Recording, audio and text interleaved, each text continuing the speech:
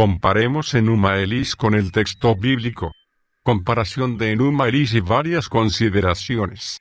Cuando el cielo no fue nombrado en la parte superior, y debajo de la tierra no tenía nombre, el océano primordial, Apsu, su padre, y la tumultuosa Tiamat, la madre de todos, sus aguas se fusionaron en una sola y no se formaron campos, ni se vieron pantanos, cuando ninguno de los dioses había sido llamado a la existencia. Aquí tenemos el texto inicial del poema Enuma Elis. Este poema refiere la creación a una relación entre Apsu y Tiamat. Entonces, el sistema del poema es que necesita una relación para formar algo. Otra consideración es la existencia de dos personificaciones primordiales. Es la característica de que los dioses son fuerzas de la naturaleza. Más allá de la ideología politeísta. Análisis de posiciones. R1. Regla de comparación. Cuando hay dos textos y uno es más conciso y explicativo que el otro, hay una mayor probabilidad de que el conciso sea original. R2. Cuando en dos textos uno está involucrado en una cultura común y está vinculado al pensamiento normal de diferentes culturas, y otro texto con las mismas conexiones tiene un pensamiento único y diferente del principio cultural de la región insertada, es probable que dicho texto sea verdadero. R3. Cuando en dos textos uno es más mitológico que el otro, el menos mitológico es probablemente el original. Visión en el punto alienígena. Un hombre y una mujer extraterrestres vienen a la Tierra, tienen una relación y dejan descendencia. Pero aquí el texto dice que las fuerzas de la naturaleza no existían. ¿Los extraterrestres crearon la naturaleza? Si crearon la naturaleza, ¿por qué relación para formar un descendiente? La visión ajena a través del texto analizado pierde un sentido real, carece de una línea racional de pensamiento, ya que genera conceptos dualistas entre limitaciones e ilimitados. Comparación bíblica. En el principio Dios creó los cielos y la tierra. La tierra estaba sin forma y vacía, y había oscuridad en la faz del abismo, pero el Espíritu de Dios estaba en la faz de las aguas. Gen 1:2. Ahora determinaremos T1 poesía de Enuma Elis y T2 texto bíblico. Usando R1 en T1 y T2, tenemos que T2 es más conciso y explicativo que T1. Por ejemplo, en T2 tenemos que Dios creó una forma superior a las acciones humanas naturales. En T1 tenemos una relación entre dos seres, una forma limitada a la similitud humana. En T2 tenemos la creación de los cielos y la tierra, sin la ideología de que tales son dioses. En T1 las fuerzas de la naturaleza comprenden dioses. Tanto T1 como T2 citan la existencia de un lugar lleno de agua y sin forma, pero T2 sitúa este lugar sin formas en la Tierra, y en T1 sin formas en todo el universo.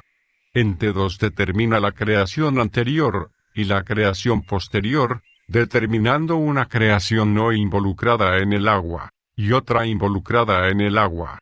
Debemos entender que el Espíritu de Dios en el verso de T2, no es idealizada como otra entidad, como Tiamat en T1. La formación de la idea trinitaria del siglo III no es la ideología de este texto hebreo. Aquí el término Ruach Elohim no es el aliento de Dios, sino el aliento de Dios, ya que T1 representa a los dioses como aguas, y en T2 Dios no está representado por ningún objeto. En T2 Dios no es una forma palpable y visible en existencia. Por lo tanto, para R1, el texto T2 es el informe más confiable que T1. El origen de los conceptos divinos en las comunidades es la conexión de las fuerzas de la naturaleza con las entidades divinas. Esta es la forma estándar de todas las religiones. Así se forma el politeísmo, ya que las diversas fuerzas de la naturaleza se divinalizan. Entonces, en T1 tenemos las fuerzas de la naturaleza volviéndose divinas. Tales conceptos son normales en regiones cercanas o lejanas a Sumeria. Cuando un texto es culturalmente diferente de la región en la que se lee, Esa región generalmente cambia su contenido para adaptarse a su forma de pensar. Por lo tanto, un texto insertado en una comunidad tiende a cambiar con los años para adaptarse a la comunidad. Así T1 la comunidad semítica regional es adecuada.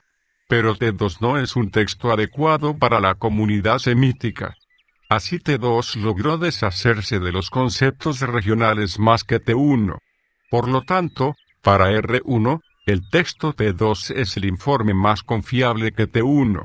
El texto de T1 está lleno de conceptos mitológicos y referencias divinas, con historias heroicas de guerras y creaciones de guerras.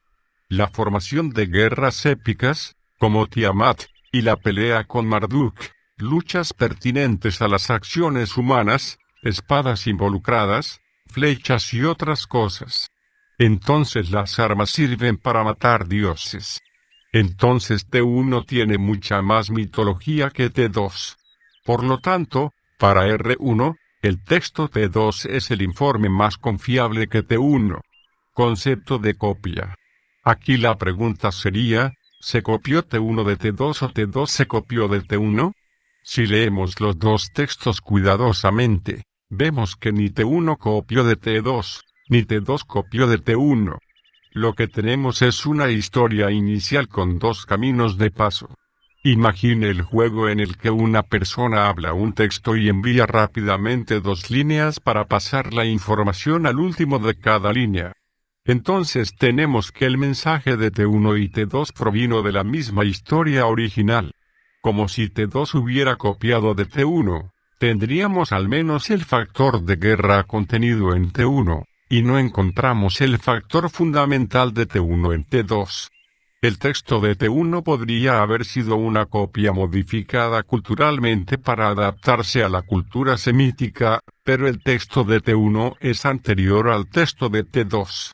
Por lo tanto, no hay posibilidad de que uno de los textos se haya copiado del otro. Pero entre los dos textos, el que más se acerca a la historia original según las reglas expuestas es el texto de T2. Por lo tanto, el texto bíblico no es una copia del texto sumerio y, sin embargo, el texto bíblico es el más cercano al relato de la historia relevante para los dos textos. Muchas personas usan el texto de Enuma Elis para decir que la primera parte del Génesis de la Biblia proviene de este texto. Lo que no sucede, podemos ver paralelos porque la ideología de un Mesías es paralela a Marduk, una historia del Mesías y el Salvador contra Tiamat. Cuando leemos la Biblia, leemos que vendría un Mesías para destruir a la serpiente.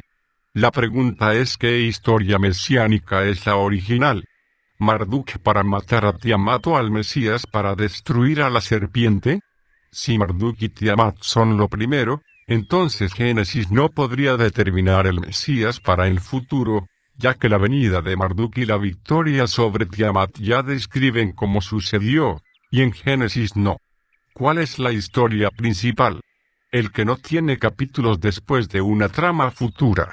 En otras palabras, la Génesis es anterior a la historia de Marduk y Tiamat, y la llegada del Mesías en el período romano. Si utilizamos las técnicas de análisis temático comparativo, veríamos que en el contenido textual el informe en Génesis se consideraría el más realista y, por lo tanto, el más primordial de los informes. Si está buscando más contenido de diferentes áreas, visite el sitio web reformadoresdasaude.com. Puede encontrar noticias y contenido detallado, con sistema de investigación y organización de textos y videos.